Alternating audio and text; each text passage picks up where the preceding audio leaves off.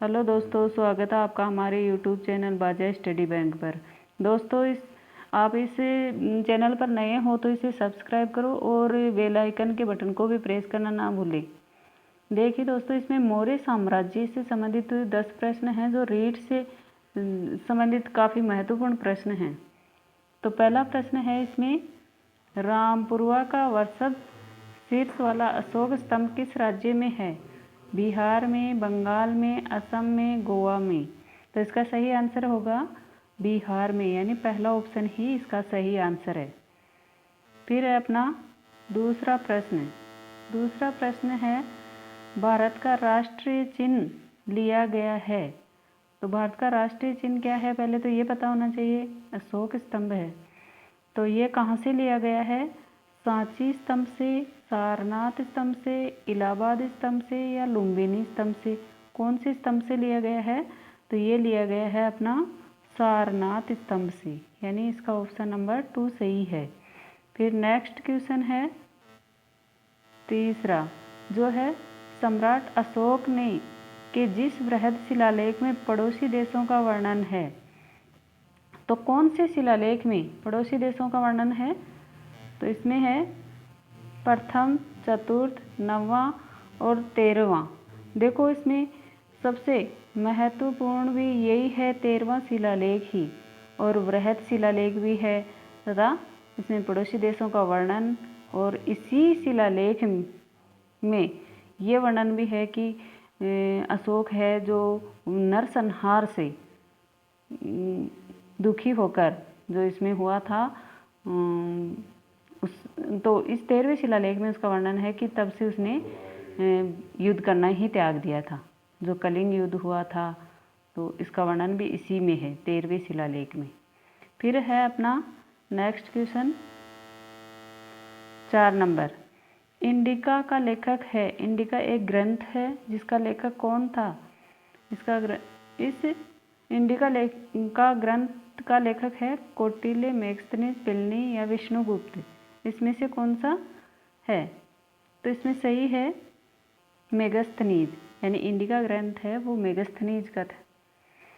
फिर है अपना 5वां प्रश्न, चंद्रगुप्त मौर्य का उत्तराधिकारी कौन था? अशोक, बिंदुसार, विष्णुगुप्त, कुणाल। तो इसका सही आंसर होगा 2 नंबर बिंदुसार। फिर है अपना 6ठा प्रश्न, अशोक के ख्रोष्टी में लिपिबद्ध अभिलेख है। ख्रोष्टी, ये ख्रोष्टी होगा, ख्रोष्टी लिखा गया है, ख्रोष्टी में लिपिबद्ध अभिलेख कौन प्राप्त हुए, कहाँ से प्राप्त हुए? तो तक्षशिला से, साहेबाजगढ़ी व मानसेहरा से, जूनागढ़ से, कश्मीर से। तो सही आंसर होगा इसका साहेबाजगढ़ी व मानसेहरा, ये पाकिस्तान में पड़ता है। तो यहाँ से इसके लिपिबद्ध, यानी ख्रोष्टी लिपि में लिपिबद्ध हुए अभिलेख प्राप्त हुए हैं। फिर है अपना 7वां प्रश्न, किस पुस्तक में चंद्रगुप्त मौर्य को शक्कल जम्बूद्वीप स्वामी कहा गया है? मुद्रा राक्ष में, महावंश में, इंडिका में, भद्रबाहु में? नहीं, तो इसका सही आंसर होगा 2 नंबर महावंश में।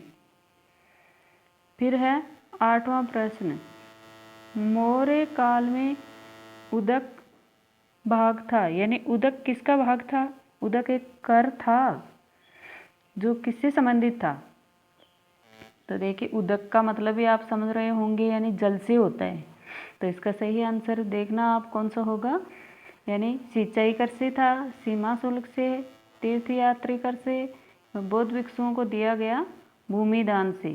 तो बताइए दोस्तों, इसमें कौन सा सही होगा? इसमें सही होगा अपना एक सिंचाई कर है, उदक।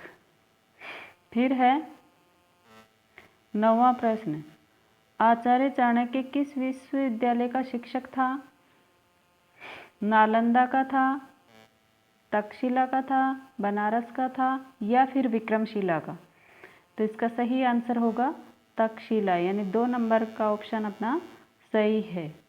दोस्तों, लास्ट का क्वेश्चन होने से पहले इसे सब्सक्राइब करें। और बेल आइकन के बटन को भी प्रेस करें। फिर अपना लास्ट क्वेश्चन 10, वो 10वें क्वेश्चन में है मौर्यकालीन लोहा प्रगलन भट्टियों के अवशेष प्राप्त हुए हैं ईसवाल, रामपुरवा, पटना, सारनाथ। तो मौर्यकालीन लोहा प्रगलन भट्टियों का अवशेष हमें प्राप्त हुआ ईसवाल उदयपुर से। ईसवाल कहाँ है? उदयपुर में। तो यही अपना ऑप्शन नंबर 1 सही है।